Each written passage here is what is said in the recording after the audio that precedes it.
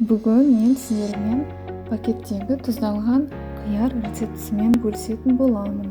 Осындай дәмді, қытырлақ, маринадталған қияр небәрі бір күнде дайын болып шығады. Бізге қажетті ингредиенттер ол қияр, қант, тұз, сарымсақ және де укроп. Қиярдың ұштарын кесіп, укропты ұсақтап турап, сарымсақты жарты бөлікке тураймыз. Енді қиярды пакетке салып, барлық ингредиенттерді қосамыз. Осы пакетті байлап, жақсылап шайқаймыз.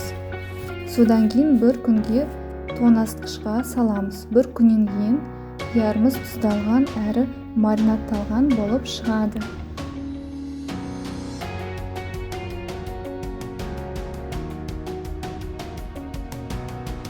Дәмі өте керемет болып шығады. Сіздерге ұнайтынына толықтай сенімдімін.